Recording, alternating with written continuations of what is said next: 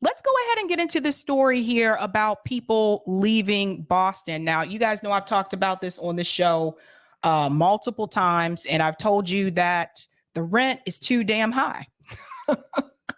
People just can't afford to live in Boston the way that they could before, but gentrification is also connected to this as well. But where are people going? People are going to Worcester. For those of you who are not from the area, it's spelled Worcester, but it's pronounced Worcester. Worcester is booming amid Boston's housing affordability crisis. Now its home prices are soaring too. See, this is what I was telling you guys before about people leave one city and they go to another one, and then that city starts to become expensive as well. So be on the lookout for this. Here we go. For decades, Worcester has craved new development. Now, thanks to Greater Boston's exorbitant housing prices, the city is seeing its first real building boom in recent history, but the growth hasn't come without pain. As new residents flow in, housing prices are shooting up. See what I was telling you? Pinching Worcester's large population of working class residents and prompting city officials to look for solutions. Right now, they're hoping a pair of proposed zoning ordinances will help alleviate some of the pressure. What is Worcester? I should explain it to you, to those of you who have not been here. In Massachusetts, you have Eastern Massachusetts, you have the middle of Massachusetts, and you have Western Mass. Boston's on the East Coast, the eastern part of Massachusetts. Worcester is smack dab in the middle of Massachusetts. And then you have Springfield, which is in Western Mass. That's kind of how it's set up here. Most people live in the Boston area, Eastern Mass. But after Boston, Worcester is second for the largest city in New England. It goes back and forth with Providence, so they may be tied at this point. Providence, Rhode Island, and Worcester, they're like the second largest cities in New England. Most of the people that lived in Worcester tend to be working class. A lot of them have blue collar jobs, but that is now changing because there is an influx of people leaving Boston and moving to Worcester because the cost of living there is more affordable. Now it's still Massachusetts, so it's still expensive, but it's one of the cheapest cities that you can live in the state. That is changing though, because of the influx of Bostonians. The measures, one, would require developers to set aside units in new buildings at affordable rents. The other would legalize accessory dwelling units. Have received broad support from counselors and advocates, but questions remain about their specifics. Whether the city should act more dramatically to address the cost of housing and how to handle the development boom in a way that will keep rents in reach for people who call Worcester home. There is a need to provide some governance for the people who have lived in the city for a long time and who are now feeling the consequences of housing being seen as an attractive investment to make some money. That's coming from Steve Teasdale. He's the executive director of the Maine South Community Development Corporation. We have low-income tenants and elders being shipped out of apartments they've lived in for 20 years. That's the human consequence of a real estate boom like this. Worcester, the state's second largest city, has long been overshadowed by Boston and its closer neighbors. But as home prices in Eastern Massachusetts have soared over the past decade, the city has become an increasingly popular destination for residents who want urban living at more affordable prices. Worcester has consistently ranked as one of the hottest moving destinations in the Northeast, and it was one of the fastest growing cities in Massachusetts during 2010. The city has added about 25,000 people over the past 10 years, according to the census data, pushing the population over 200,000. Over the same period, the city has built some 10,000 housing units, falling far short of demand and driving home prices higher. Let's talk about this for a second. You know, Garland Nixon mentioned, how did we get here? I want to show you how we got here. Because the problem is not just unique to Boston. It's a problem that's happening across the country, where you've had these underdeveloped areas, lower income areas, where professionals who have more money have decided to move into because the cost of living was lower. They're willing to pay more money for houses that, honestly, from what I've seen, aren't really worth the price. Some of these homes are falling apart and they're willing to pay more for it, right? They move into those neighborhoods. That actually causes people like some of the landlords to increase the price of rent. And so you'll have families that have been in those neighborhoods all their life. They are pushed out. That is gentrification. They change the culture of the neighborhood when they come in. Now, instead of having a mom and pop grocery store, now you have a Whole Foods. That's usually one of the first signs. A Whole Foods, a brewery, spin cycle gym, a juice bar. Those are the telltale businesses that'll let you know things are about to change. Just what I've seen from experience. But how did we get here? Let's look a little bit about gentrification. Gentrification explained, because this didn't start overnight. Followed. In more recent history, the foreclosure crisis also contributed to neighborhood-level vulnerability to gentrification. In low-income communities of color, disproportionate levels of subprime lending resulted in mass foreclosure, leaving those neighborhoods vulnerable to investors seeking to purchase and flip homes in bulk. And one of those investors was BlackRock. So during the 2008 housing crisis, there were companies like BlackRock that came in and bought up those houses, flipped them, and sold them for a higher price. Today, both people and capital are flooding back into these historically disinvested neighborhoods. One reason new people are moving into these neighborhoods is because of their relative affordability. In many U.S. cities, the rental market has gotten increasingly expensive, and even moderate income earners are on the hunt for lower housing costs. Look at some of these cities. Some of these cities used to be more affordable to live in. Charleston, South Carolina. So I went to college in Columbia, South Carolina. Charleston is no longer a cheap place to live. Dallas, Seattle's always been expensive. Denver too. Nashville, Tennessee. See, these are the things. Like, I have a friend that lived in Nashville. She had to move further outside of it because that's one of the fastest growing cities in the East. And the more people that move there, the more expensive Nashville has become. So it's not just the LAs and the New Yorks and the Bostons. This is starting to happen to other cities that were more affordable to live in.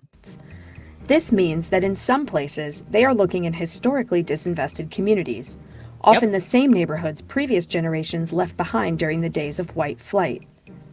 These neighborhoods are often characterized by older historic housing stock that appeals to new residents and close proximity to city centers, where jobs, restaurants, and art spaces are increasingly locating. Cities are also investing in revitalizing some of these neighborhoods, for example with improved transit access and infrastructure, in part to draw in newcomers.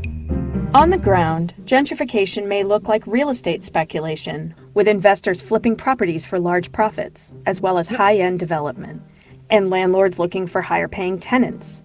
Increased investment in neighborhood amenities like transit and parks. Changes in land use, for example, from industrial land to restaurants and storefronts. And changes in the character of the neighborhood, as community-run businesses are replaced by businesses catering to new residents' needs.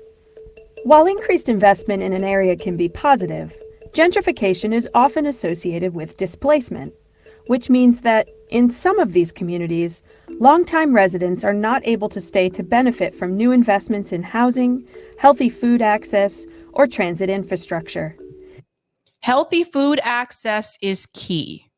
There are a couple of towns here in Massachusetts that we call food deserts, which means that that town may not have a grocery store. So people end up buying food at places like Walgreens or Rite Aid or CVS, which obviously there's not many healthy options there. So they end up eating bad food. But people shouldn't just have access to healthy food only if they have money. But that's what's happening. This is a big problem. It's not just about being able to live in the neighborhood that now has the juice bar.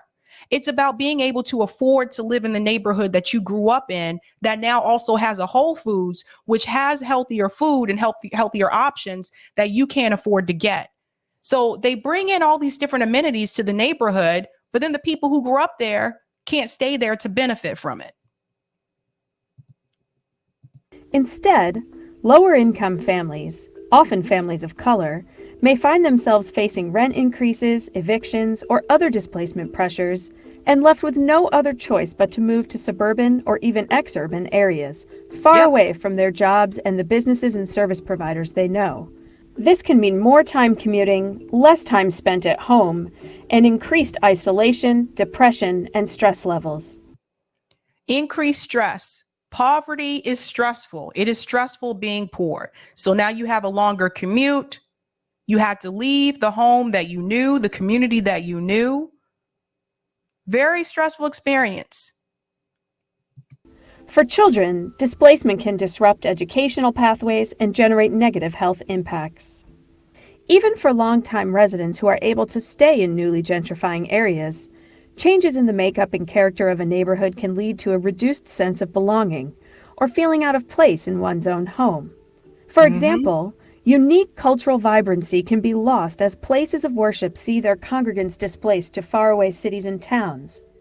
In addition, family-run businesses and nonprofit organizations may be forced out as their customer base disperses or as their commercial rents rise past what they can sustain, affecting the ability of those who stay to access the goods and services they need.